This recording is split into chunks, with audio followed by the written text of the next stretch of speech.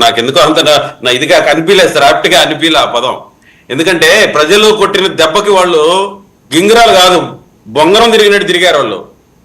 మళ్ళీ ఈరోజు ఏందో సమాధానం చెప్పలేమంటున్నారు. అసలు సార్ ఒకటి అడుగుతా నేను, రాజ్యాంగబద్ధంగా ఎమ్మెల్యే అయిన తర్వాత అసెంబ్లీకి రాము అని సమర్థించుకోవడం ఏంటి సార్? నాకు అర్థం కాలేదు. మీకు అంత ఇది ఉంటే మీ నాయకుడు, ఒక పార్టీకి అధ్యక్షుడిగా ఉండే ఒక నాయకుడు, 5 సంవత్సరాలు ముఖ్యమంత్రిగా చేసిన ఒక నాయకుడు, ప్రజలు ఏదో ఆయన చేసిన దాంట్లో తప్పో ఒప్పో ఏదో ఒక తీర్పు ఇచ్చారు, 11 సీట్లు ఇచ్చారు. అయినా మీరు రావాలి కదా, మీకు కొంత పర్సంటేజ్ ఉంది కదా, మీ పక్షాన కొంతమంది ప్రజలు ఉన్నారు కదా, వాళ్ళందరి మనోభావాల్ని మీరు వచ్చి ఎక్స్ప్రెస్ చేయండి. మీ విధంగానే వాళ్ళు అనుకుంటున్నారా లేదా, లేకుంటే మీరు మాత్రం ఈ విధంగా అనుకుంటున్నారా అనేది తెలుస్తుంది కదా. సభ అనేది నాకు తెలిసి చాలా పవిత్రమైంది సార్. అది మీరు బయట ఎన్నైనా మాట్లాడవచ్చు, కానీ సభలో మాట్లాడడం అనేది గొప్ప అవకాశం. ఎందుకు చెప్తున్నానంటే, నేను గత 10 సంవత్సరాలుగా ట్రైల్ చేస్తున్నా ఆ సభలో అడుగు పెట్టాలని. దాని మీద మాకు ఒక గౌరవం ఉంది. 2019లో ఓడిపోయినప్పటికీ ప్రజలను మెప్పించి మళ్ళీ అడుగు పెట్టాలని చెప్పి ఎంతో ప్రయత్నం చేశా. కానీ కొన్ని అనివార్య కార్యాల వల్ల, పొత్తులు అవ్వచ్చు, ఏదైనా అవ్వచ్చు, అడుగు పెట్టలేకపోయినా దాని విలువ మాకు తెలుసు.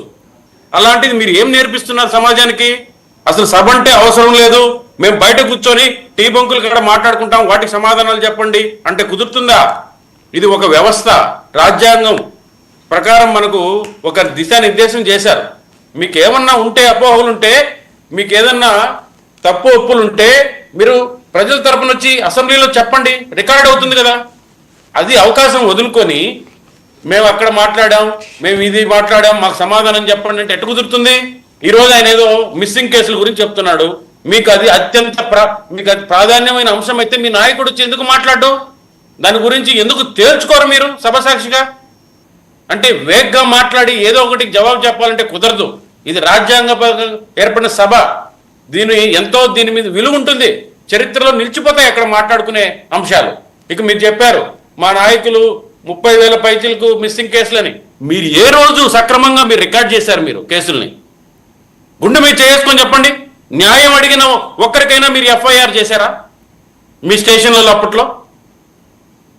అందుకే మీకు తక్కువ కనిపిస్తుందేమో ఈరోజు సంఖ్య.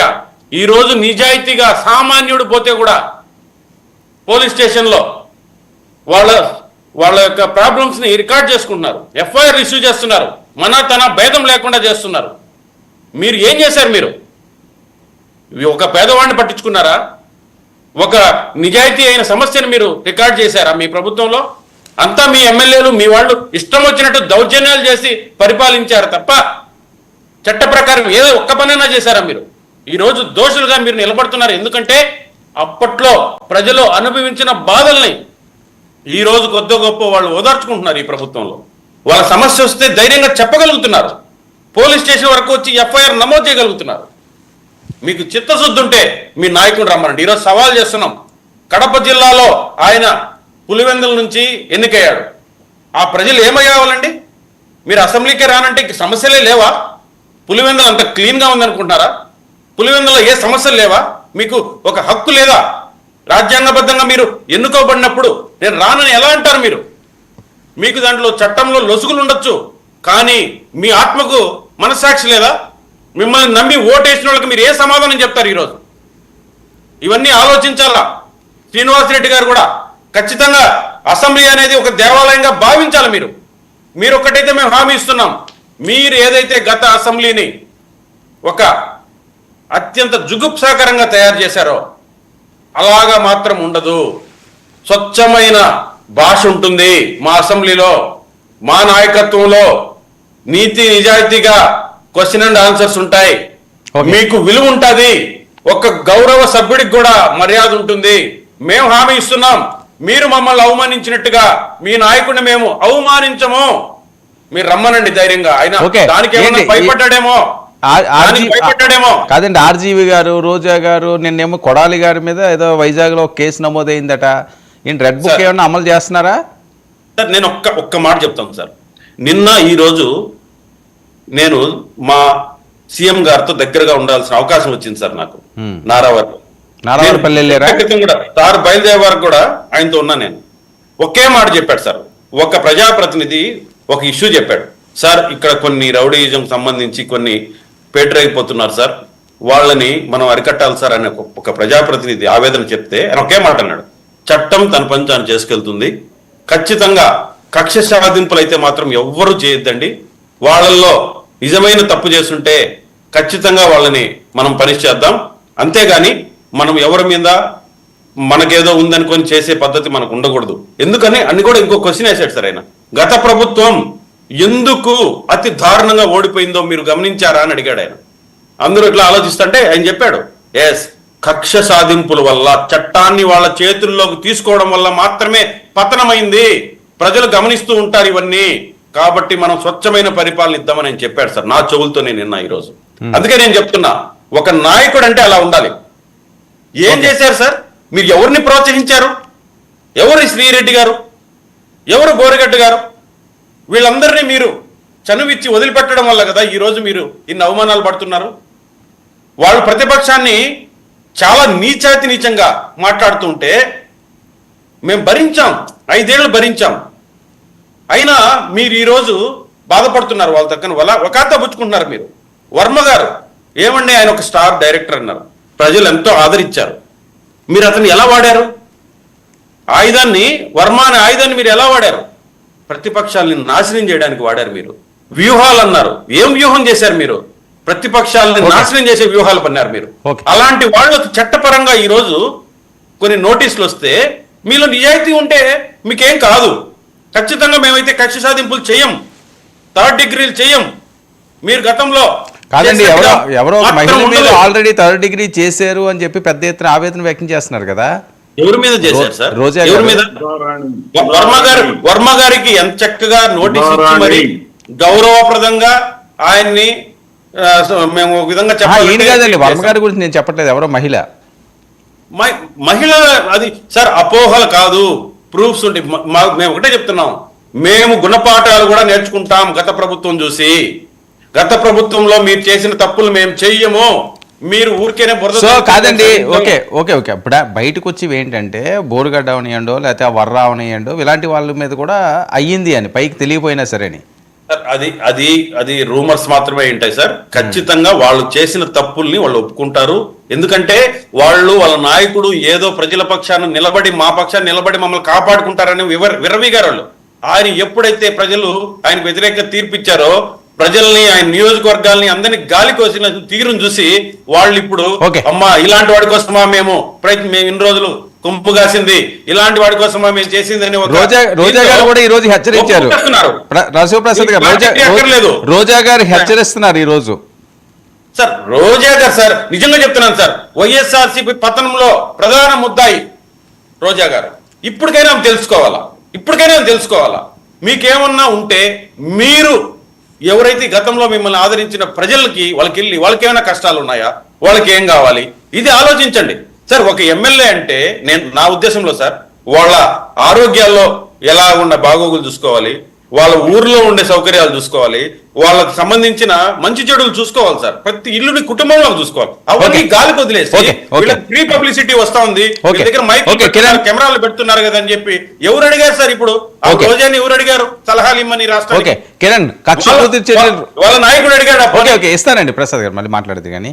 కిరణ్, కక్షపూర్తి చర్యలు రోజు రోజుకి పెరిగిపోతున్నాయి, లీడర్స్ అందరు కూడా బయటకు వస్తున్నారు, 6 నెలల్లోనే మొత్తం తారుమారు చేసేసారని. అందరికీ నమస్కారం అండి. సార్, వైఎస్ఆర్సీపీ వాళ్ళు ఈ రోజున లాస్ట్ 5 సంవత్సరాలుగా కూడా అబద్ధాలు ప్రచారం చేశారు. జరగనిది జరిగినట్టు, అసలు అభివృద్ధి అంతా కూడా తెలియాలంటే మీకు ఆంధ్రప్రదేశ్లో జరిగిన అభివృద్ధి సాక్షి పేపర్ చూస్తే తెలుస్తుంది అన్నట్టు ఉండేది ఇంతకుముందు. ఎందుకంటే జగన్మోహన్ రెడ్డి గారేమో సాక్షి అంతా చెప్పేది అబద్ధాలు అంటాడు, భారతీ రెడ్డి గారేమో సాక్షి అసలు అబద్ధమే ఆడదంటారు. సో వాళ్ళకే వాళ్ళ మాట మీద ఒక క్లారిటీ లేదు, వాళ్ళ పేపర్ నిజాలు చెప్తుందో అబద్ధాలు చెప్తుందో వాళ్ళకి ఆ క్లారిటీ లేదు. అయితే ఇక్కడ ఎవరు బయటకు వస్తా ఉన్నారంటే, ఎవరైతే ఆ రోజున అధికారాన్ని అడ్డం పెట్టుకుని అధికార దుర్వినియోగం చేసి ప్రజల్ని మభ్యపెట్టి ప్రజల్ని మోసం చేసి ప్రతిపక్ష నాయకుల మీద, ఎదురు పార్టీ నాయకుల మీద, కార్యకర్తల మీద విచక్షణారహితంగా దాడులకి ఉసుగొలిపి రెచ్చగొట్టి అసెంబ్లీ లాంటి పవిత్రంగా భావించే, దేవాలయంలా భావించే అసెంబ్లీలో జుగుప్సాకరమైన ప్రవర్తనలు చేసిన వాళ్ళు ఈ రోజు బయటకు వస్తా ఉన్నారు. ఈ రోజున వచ్చి వాళ్ళు ఏం చెప్తా ఉన్నారు? చిన్నపిల్లల మీద, అసలు అమాయకుల మీద, బుడిబుడి అడుగుల బుజ్జాయిల మీద కూటమి ప్రభుత్వం కేసులు పెడుతుందని చెప్తా ఉన్నారు. కానీ నేను ఈ రాష్ట్ర ప్రజలకి మీ ద్వారా ఒక క్లారిటీ ఇవ్వదలుచుకున్నాను. ఈ రోజున సోషల్ మీడియాని కూటమి ప్రభుత్వం అణచట్లేదు సార్. సోషల్ మీడియాని స్ట్రీమ్లైన్ చేస్తున్నారు.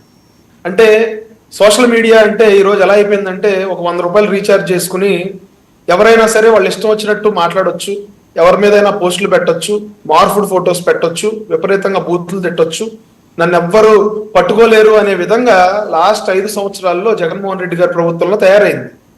దానికి తోడు YSRCP social media head Sajjala Bhargava Reddy అనే వ్యక్తి వచ్చిన దగ్గర నుంచి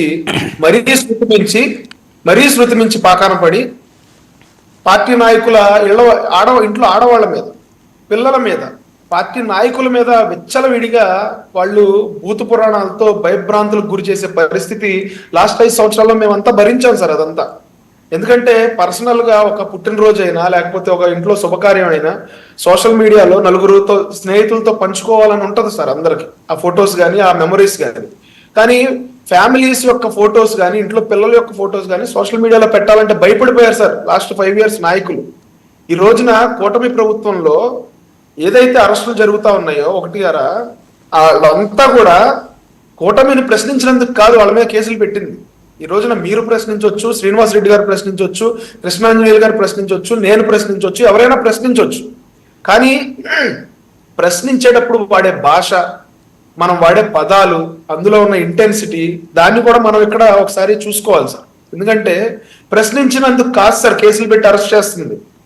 ప్రశ్నించే ముసుగులో మార్ఫుడ్ ఫొటోస్ ఎవరైతే పెట్టారో, అంటే వేరే వాళ్ళ బాడీలకి మీ తలకాయ తీసుకెళ్లి పెడతారు సార్, లేకపోతే ఇంట్లో వాళ్ళ తలకాయలు వేరే వాళ్ళ బాడీలకు తీసుకెళ్లి అతికిచ్చి సోషల్ మీడియాలో పెట్టి బయటకు వచ్చి చెప్పుకోలేని విధాలుగా బూతులు తిడతారు సార్.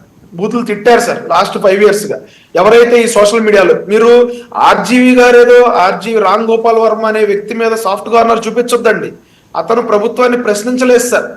అతను మార్ఫుడ్ ఫోటోస్ పెట్టాడు.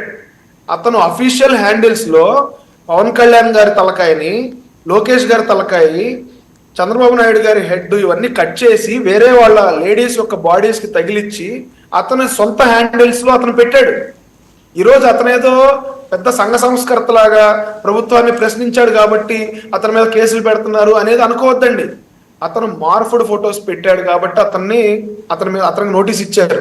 ఎవరైతే బోరుగడ్డ అనిల్ అనే వ్యక్తి ఈ రోజుకి అతను ప్రెస్ని, ప్రభుత్వాన్ని, మీడియాని, పోలీసుల్ని అందరినీ బెదిరిస్తున్నాడు.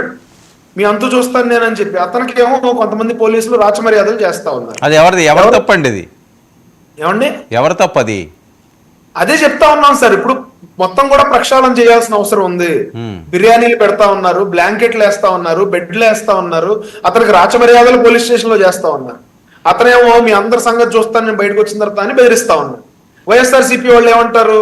అతనేమో బుడిబుడి అడుగుల బుజ్జాయి, అతని మీద అక్రమంగా కేసు పెట్టారు అంటున్నారు. 3rd degree ప్రయోగించారు అంటున్నారు. 3rd degree ప్రయోగిస్తే బ్రహ్మాండంగా నడుస్తున్నాడు కదా సార్, అతను బ్రహ్మాండంగా బెదిరిస్తున్నాడు కదా సార్.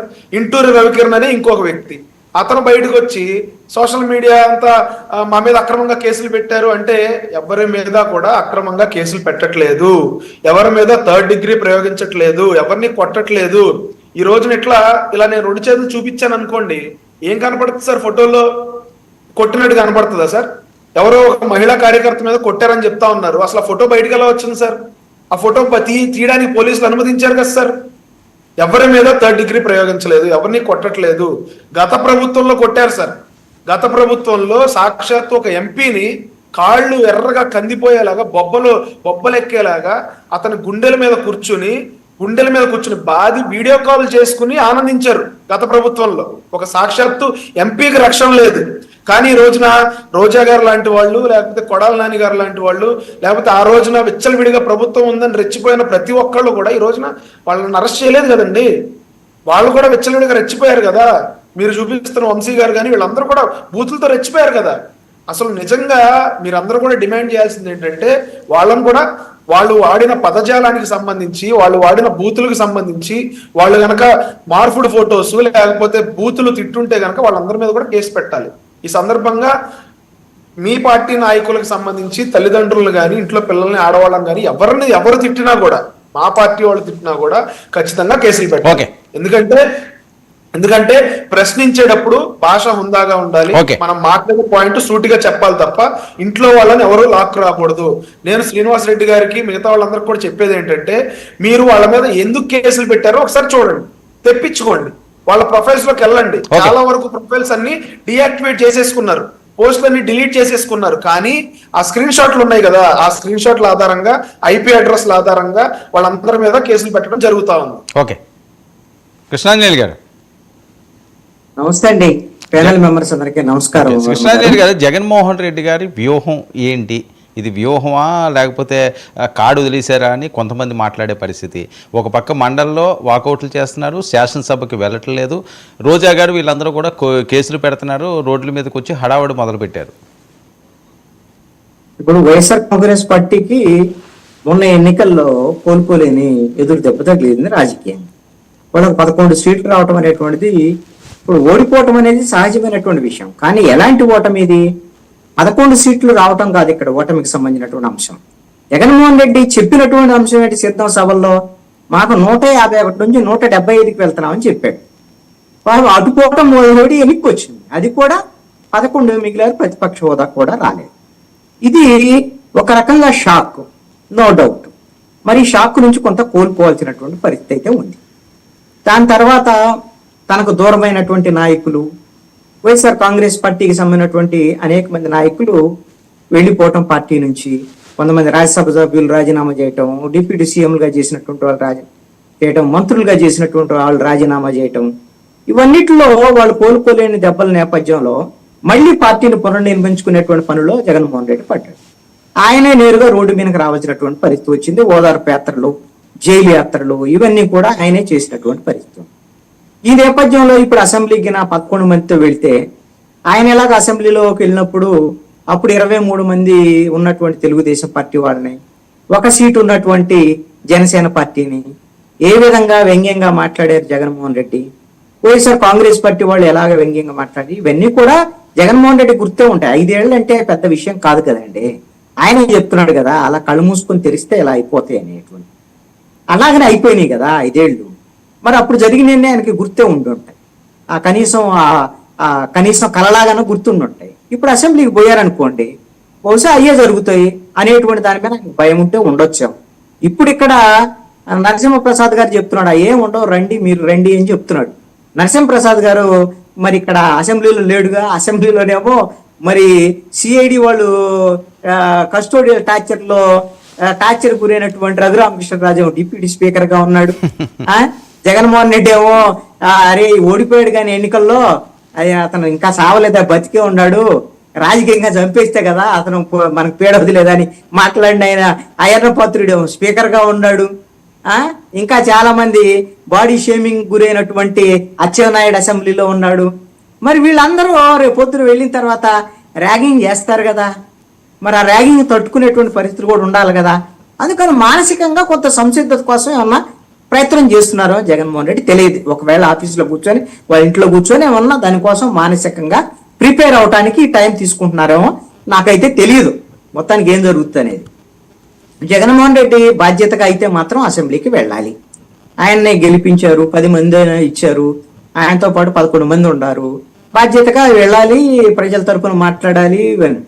మరి ఇప్పుడు ఇవన్నిటి అంశాల మీద చూస్తే నాకున్నటువంటి సమాచారం మేరకు అదే జనం వాళ్ళు ఏమో వాళ్ళని డిస్క్వాలిఫై చేస్తారు అనేటువంటి అంశాల మీద, చట్టం తన పని తాను చేసుకుపోయిద్దని చెప్పేసి అయ్యన్న పాత్రుడు స్పీకర్ గా అనటం, ఇలాంటివన్నీ కూడా ఉన్నాయి. ఇక్కడ టెక్నికల్ గా విషయాలు ఏంటి అంటే, వైఎస్ఆర్ కాంగ్రెస్ పార్టీ వాళ్ళు ఇప్పుడైతే డిస్క్వాలిఫై కారు.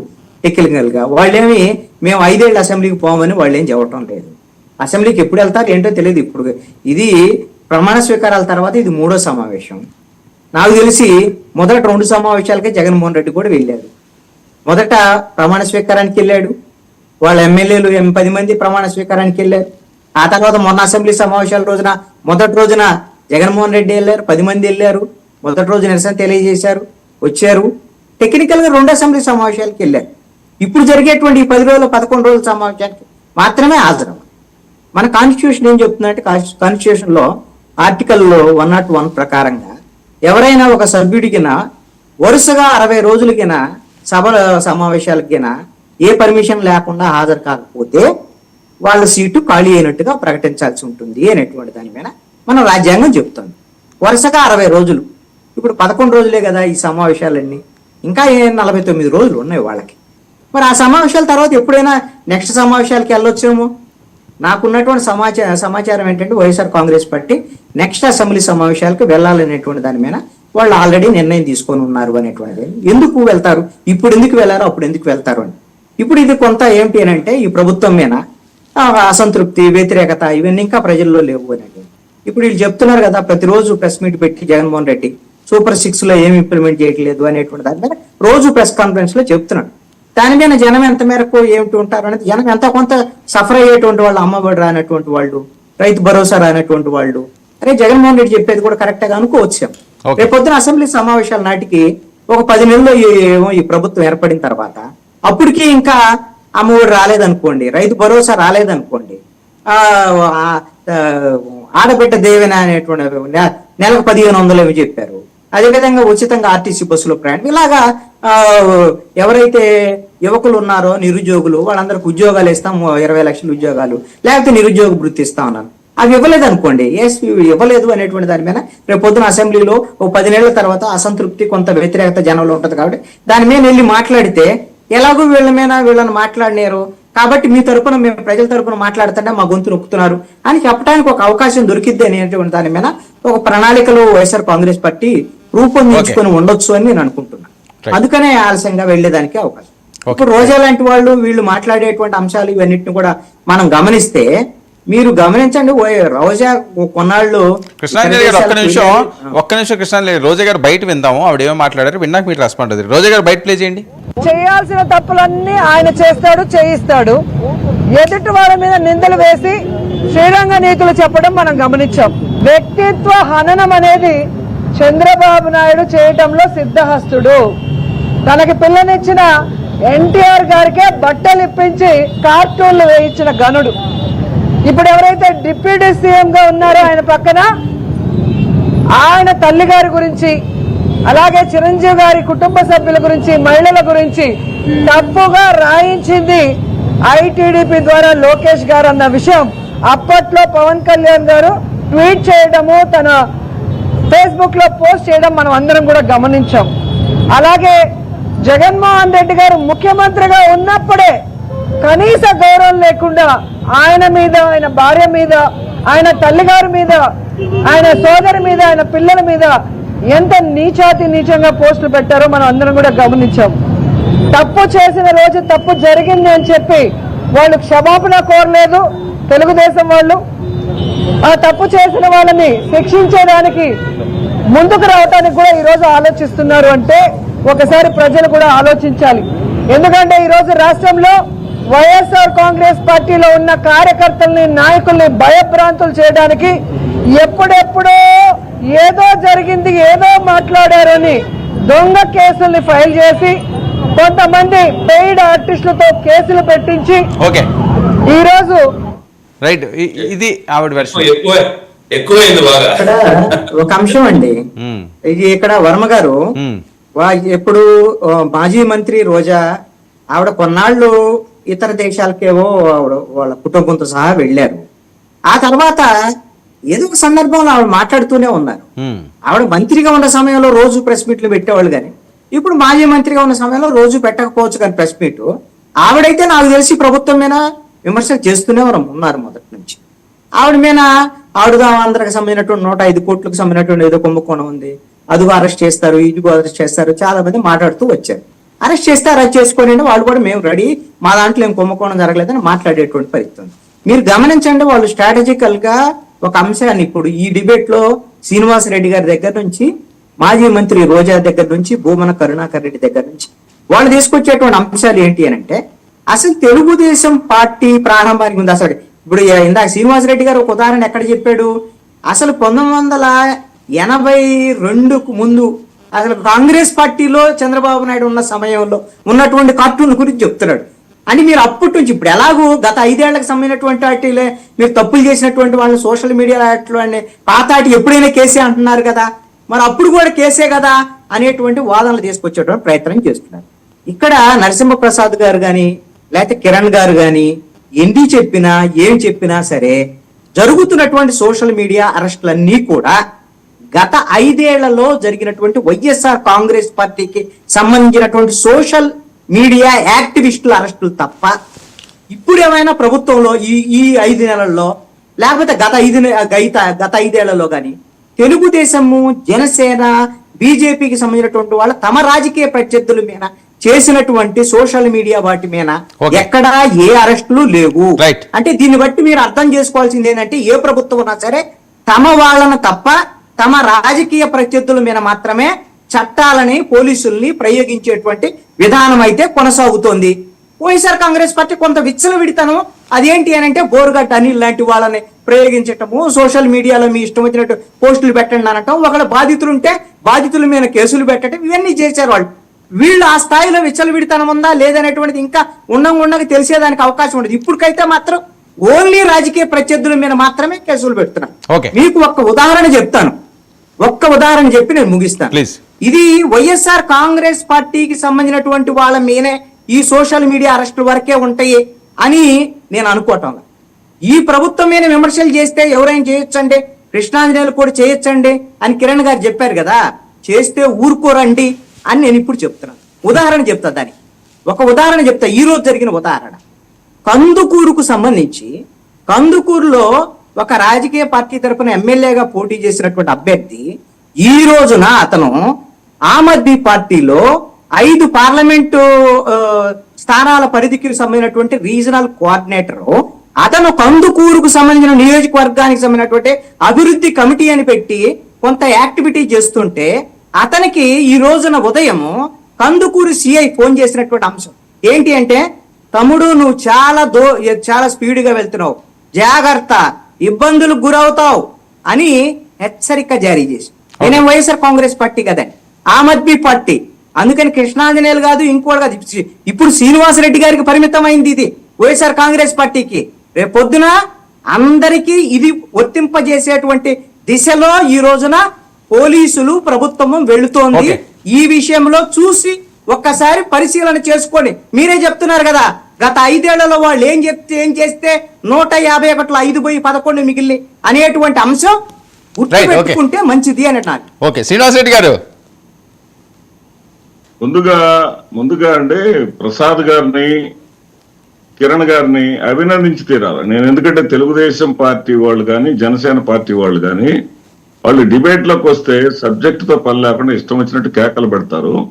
కానీ వీళ్ళు చాలా హోందాగా వాళ్ళు మాట్లాడినటువంటి విధానాన్ని మాత్రం నేను అప్రిషియేట్ చేస్తా ఉన్నా. ఎందుకంటే డిబేట్ అనేది ఒకరు మాట్లాడేటప్పుడు ఇంకొకళ్ళు అడ్డుపడకుండా ఉండేటటువంటి విధానం, కొనసాగుతున్నటువంటి విధానానికి కృష్ణాంజనేయులు గారు, మీరంటే కృష్ణాంజనేయులు గారు సబ్జెక్టు నిష్ణాతుడు, ఆయన ఎటు ఉన్న విషయం మాట్లాడతారు. రాజకీయ పార్టీల తరఫున రిప్రజెంటేషన్ చేసే వాళ్ళు కూడా ఇలా హోందాగా ఉండాలని చెప్పేసి మనస్ఫూర్తిగా కోరుకుంటూ, ఇక్కడ ప్రధానమైనటువంటి విషయం ఏంటంటే కేసుల మాటున వైఫల్యాలను కప్పిపుచ్చుకునేటటువంటి ప్రయత్నం చేస్తున్నారండి వాళ్ళు. కేసుల మాటున అందుట్లో ఎలాంటి సందేహం లేదు. సిద్ధం బస్సులకి ప్రభుత్వం డబ్బులు కక్కేసి కట్టారన్నారు, ₹1 లేదని చెప్పేసి అదే అసెంబ్లీలో సమాధానం వచ్చేసింది. ఇట్లా ప్రతిదీ కూడా అట్ర ఫ్లాప్ అయిపోతా ఉంది. ఇందాక కృష్ణాంజనేయులు గారు అన్న మాట నేను చెప్పబోయాను, ఆయన కూడా ఒక ఉదాహరణ తీసుకొచ్చి చెప్పారు. సార్, ఇక్కడ వివక్షత లేదు అనేది ప్రసాద్ గారికి తెలియకపోవచ్చు. ఏ స్థాయి వివక్షత ఉందంటే, మేము ఆ మార్ఫింగ్ ఫోటోలు తెలుగుదేశం హయాంలో పెట్టినటువంటి పోస్టింగ్స్ అన్ని కూడా అవి జాగ్రత్తగా కలెక్ట్ చేసి తీసుకెళ్లి 8 రోజులుగానండి, 8 రోజులుగా గుంటూరులో కంప్లైంట్ ఇవ్వడానికి ప్రయత్నం చేస్తుంటే తీసుకునే నాదుడే లేడు. అక్కడ దాకా కాదండి, అసలు ఎమ్మెల్సీ ఎలక్షన్ ఓటింగ్ ఉంది, ఓటింగ్ నమోదు, నేను నా పేరు నమోదు చేసి ఇప్పటికీ 27 రోజులండి. 27 రోజులు నమోదైతే అంతకుముందు ఎట్లా ఉండేదంటే, గత ఎన్నికలప్పుడు, అంతకుముందు గ్రాడ్యుయేట్ ఎమ్మెల్సీ ఎన్నికలకి వెంటనే ఆమోదం వచ్చేసేది, వెంటనే మనకి స్లిప్ వచ్చేసేది. ఇప్పుడేమంటున్నారు, చివర రెడ్డి 2 అక్షరాలు కానీ ఉంటే పెండింగ్. ఆన్లైన్ లో కానీ కాకుండా ఆఫ్లైన్ లో వెళ్ళినా సరే వాళ్ళు పాపం ఆఫ్లైన్ లో ఏదో గెస్టెడ్ ఆఫీసర్ చేత సంతకం తీసుకొని వెళితే ఎవరయ్యా ఈ గెస్టెడ్ ఆఫీసరు, ఇది చెల్లదు, ఇంకోటి తీసుకొని రాపో. అసలు ప్రజాస్వామ్యం అనేది రాష్ట్రంలో బ్రతికుందా, అసలు ప్రజాస్వామ్యం అనేది ఉందా ఓకే అనే సందేహం వస్తా ఉంటది. అదేవిధంగా కృష్ణాంగాళి గారు ఇందాక చిన్న సబ్జెక్ట్ కరెక్షన్, 84 నవంబర్ 12వ తేదీ అండి ఆ యొక్క కార్టూన్, 82 కాదు.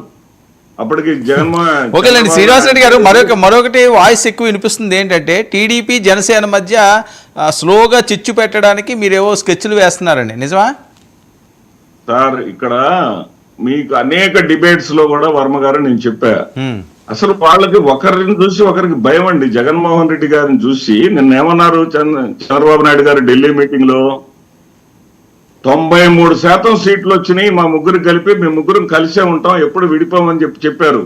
కానీ వాళ్ళకు ఉన్నటువంటి భయం ఏంటంటే ముగ్గురు కలిస్తే 93% సీట్లు వచ్చినాయి, జగన్మోహన్ రెడ్డి గారికి సింగిల్ గా 86% సీట్లు వచ్చినాయి, సింగిల్ గా 86% సీట్లు వచ్చినాయి.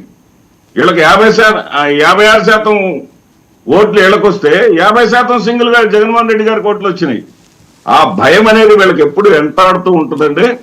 వీళ్ళు మేమేమి చేయాల్సిన పని లేదు, వీళ్ళేమి విడిపోతారు అని కానీ లేకపోతే విడిపోవాలని కానీ మేము కోరుకోవట్లేదు.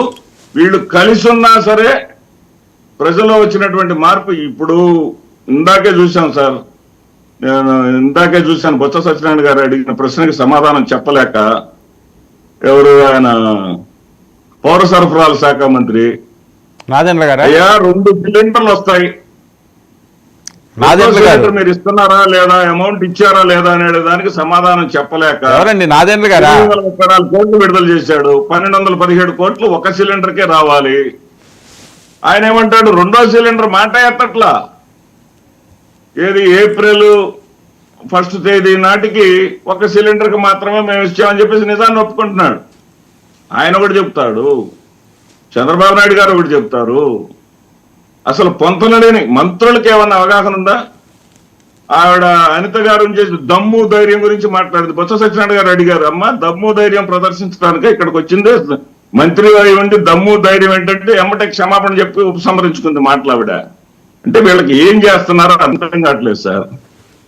ప్రజల సమస్యలను పక్కన పెట్టేసి వైసీపీ నాయకుల్ని ఏదో బెదిరించాలి, భయపెట్టాలి, సోషల్ మీడియా అంటూ లేదా వైసీపీ అంటూ ఎవరు కూడా బయట తిరగటానికి కూడా సాహసం చేయకూడదు ఓకే అనే ప్రయత్నం చేస్తా ఉన్నారు. ఇటువంటి ప్రయత్నాలు ప్రజాస్వామ్యంలో చెల్లవు గాక చెల్లవు.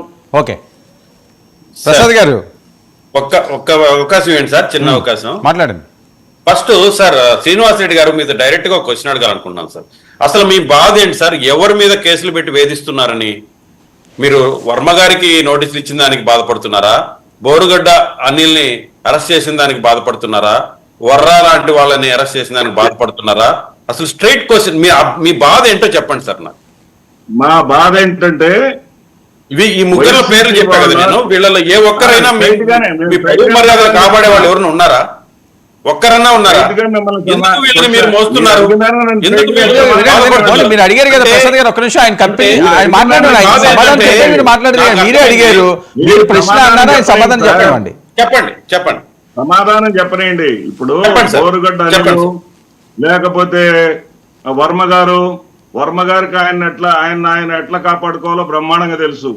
ఫస్ట్ వీళ్ళ మీద ఒపీనియన్ చెప్పండి. ఏమండి వినండి సార్, శివసేన బాలదాకర్ గారే నువ్వు సినిమా తీయటానికి వెళ్ళలేదని చెప్పేసి ఆయన మీద ఏదో పెడితే నీ దిక్కున్నోడుకు చెప్పుకో అని చెప్పేసి ఆయన సినిమా తీశాడు.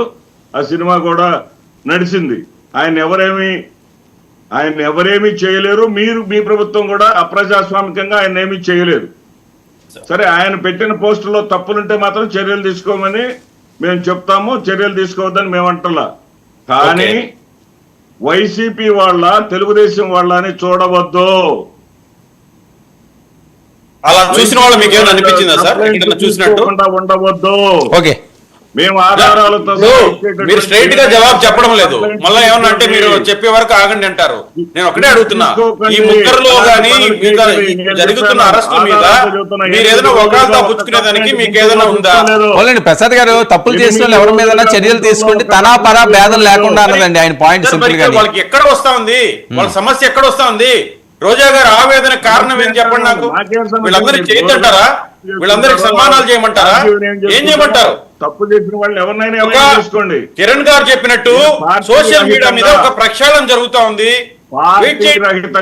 ఎక్కడన్నా అన్యాయం అనిపిస్తే స్పెసిఫిక్ గా చెప్పండి. ఇలాంటి కల్చర్ దూరం చేసుకోవాలనేది మా ఉద్దేశం.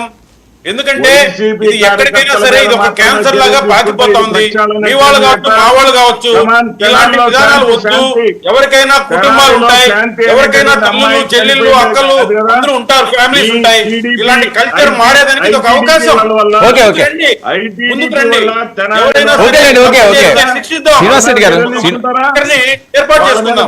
నేను ఈరోజు ఛాలెంజ్ చేస్తున్నా. ఓకే ప్రసాద్ గారు, నేను ఈరోజు ఛాలెంజ్ చేస్తున్నా. గత వైఎస్ఆర్సీపీ శ్రీనివాస్ రెడ్డి గారు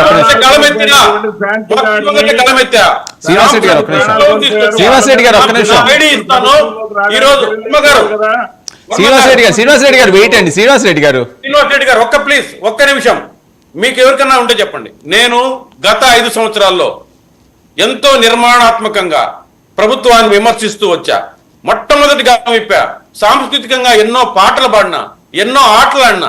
ఏ ఒక్కటైనా ఈరోజు నా మెయిల్ ఐడి, నా ఐడి ఇస్తాను. నాదేదన్నా తప్పు మాట్లాడుంటే నా మీద కూడా శిక్ష తీసుకోండి. ఓకే, ఒక్కటైనా సరే. మీరు ఎవరైనా ఛాలెంజ్ నేను చెప్తున్నా ఈరోజు. అందుకే ఏమంటానంటే ఇది ఒక అవకాశం, ఒక మంచి వాతావరణం, ఒక మంచి సోషల్ మీడియా. ప్రసాద్ గారు మీ వాయిస్ చెప్పారు. ఒక నిమిషం. కృష్ణాంజలి గారు, ఇప్పుడు వాళ్ళిద్దరూ మాట్లాడిన దాంట్లో మీకేమైనా అనిపిస్తున్నదా? ఏమన్నా తనా పరా భేదాలు ఏమైనా కనిపిస్తున్నాయా? పారదర్శకంగా జరుగుతుందా? ఎందుకంటే న్యూట్రల్ గా మీరే చెప్పాలి దీనికి. ఒక పాయింట్ అండి, నరసింహ ప్రసాద్ గారి విషయంలో ఆయనలాగా ఇప్పుడు ప్రభుత్వం లేదు. అదేవిధంగా దాసరి కిరణ్ గారు మాట్లాడినట్టుగా ప్రభుత్వం లేదు, పోలీస్ శాఖ లేదు అనేటువంటిది వాస్తవం. దాన్ని వాళ్ళు అంగీకరించవచ్చు, అంగీకరించకపోతే. వాళ్ళిద్దరు బాగున్నారు, బాగా మాట్లాడుతున్నారు. వీళ్ళే కాదండి, మీరు గమ్మత్తైన విషయం చెప్తాను. ముఖ్యమంత్రి చంద్రబాబు నాయుడు మాట్లాడినటువంటి ఏది ప్రెస్ కాన్ఫరెన్స్ లో మాట్లాడిన మాటలు చూడండి. ఏం మాట్లాడారు? తెలుగుదేశం వాళ్ళమేనా, తెలుగుదేశం వాళ్ళ కుటుంబీకులమేనో, జనసేన కుటుంబీకులమేనో కాదు, మాజీ ముఖ్యమంత్రి జగన్మోహన్ రెడ్డి కుటుంబీకులమేనా పోస్టులు పెట్టినా సరే అరెస్టులు చేయమని చెప్తాను నేను అని చెప్పాడు. కానీ ఆచరణలో అలా ఉందా అని నేను అడుగుతున్నా. మీరు కావాలంటే చూడమనండి, వచ్చే ఉదాహరణలు తీసుకోవచ్చు. మాటలు వేరు, చేతలు వేరు. దయచేసి ఆ చేతల్ని పరిధి దాటి వైఎస్ఆర్ కాంగ్రెస్ పార్టీ లాగా వెళ్లకుండా ఉంటారని ఆశిస్తున్నాం, అంతే. ఇప్పుడు నేను ఒక ఉదాహరణ చెప్పాను కదా, నేతి మహేష్ రావు అనేటువంటి ఒక ఆమ్ ఆద్మీ పార్టీకి సంబంధించినటువంటి వ్యక్తిని, అతను మీరు పోస్టులు కూడా చూడండి, ప్రభుత్వం మీదే విమర్శలు చేస్తారు. అతను ఒక ఎస్ఐ ఫోన్ చేసి, సిఐ ఫోన్ చేసి బెదిరిస్తారంటే ఏ దశకి వెళ్తున్నారు అనేటువంటి దానికి ఉదాహరణ చెప్పి, ఇంకా వైఎస్ఆర్ కాంగ్రెస్ పార్టీ వాళ్ళ బాధ వాళ్ళు చెప్పుకుంటారు. ఎందుకంటే వాళ్ళు పరిధి దాటి వ్యవహరించారు కాబట్టి వాళ్ళ మీద మేము పరిధి దాటి వ్యవహరిస్తాం. చెప్పండి శ్రీనివాస్ రెడ్డి గారు. చెప్పండి. ఏమంటున్నానంటే వీళ్ళు పోలీసు వాళ్ళు నిష్పాక్షికంగా ఉన్నారనేది కొంచెం కిరణ్ గారు, ప్రసాద్ గారు చెప్తా ఉన్నారు కానండి. అసలు డిఎస్పీ, ఎస్పీ, డీజీపీ స్థాయి వ్యక్తులు ఏమన్నారంటే ఇట్లాంటి పోస్టులు పెడితే ఇతర దేశాల్లో అయితే, గల్ఫ్ దేశాల్లో అయితే రాళ్ళుచ్చుకొని కొడతారు అన్నారండి. అసలు రాళ్ళుచ్చుకొని కొట్టించుకున్నారు పోలీసులు. గతంలో ప్రతిపక్షం చేత రాళ్ళుచ్చుకొని కొట్టించుకున్నారు పొంగనూరులో. అది కాసేపు పక్కన పెడితే ఇదే అధికారులు ఆయన ఆ ఆరోపణ చేసేటప్పుడు రాళ్ళుచ్చుకొని ప్రజలను కొడతారు, ఏదో కార్యకర్తలను కొడతారని చెప్పే వ్యక్తి గుర్తుంచుకోవాల్సినటువంటి అధికారి ఆయన. ఏంటంటే ఆయన పరిధి మించి మాట్లాడారు. ప్రభుత్వ విషయాల్లో ఇలాగాని మాట్లాడితే వరద విషయంలో తప్పు మాట్లాడాడని, ఎవరు ప్రభుత్వానికి సంబంధం లేకుండా అధికారి మాట్లాడారని ఉత్తర కొరియాలో ఉరిదీశారు సార్. ఇలా ప్రభుత్వ అధికారులు కానీ మాట్లాడితే వాళ్ళ మీద చర్యలు తీసుకోవాలి. ఓకే కిరణ్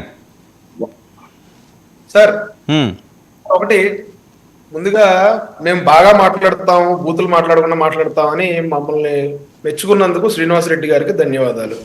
ఎందుకంటే మా అధినేత ఎప్పుడు చెప్తా ఉంటారు, ప్రతిపక్ష నాయకులు కూడా మెచ్చుకునేలాగా మాట్లాడాలి, వాళ్ళు కూడా మన పాయింట్ మీద సో అయితే కిరణ్కి పాయింట్లు పడ్డాయి, మరి నెక్స్ట్ ఏమవుతుందో చూడాలి. ఓకే ఓకే అదే సార్ చెప్తా ఉన్నా. సో మా అధినేతకు తగ్గట్టు ఆలోచనకు తగ్గట్టు మేము మాట్లాడుతున్నందుకు థ్యాంక్ యూ, మేము థ్యాంక్ యూ చెప్పుకుంటున్నాం.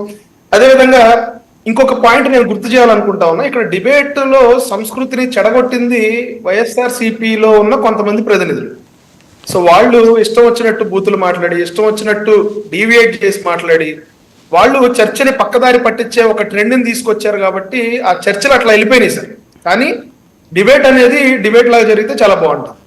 సెకండ్ థింగ్ ఏంటంటే, ప్రతిసారి ఇక గెలిచి అంటే ప్రభుత్వం మారి 5 నెలలైనా లేకపోతే సంవత్సరమైనా 2 సంవత్సరాలైనా ఇంకా మేము సింగిల్ గా పోటీ చేసామనే ఒక కార్డు ఏదైతే వైఎస్ఆర్సీపీ వాళ్ళు వేసుకుంటా ఉన్నారో అది వినటానికి అంత బాగోలేదు సార్.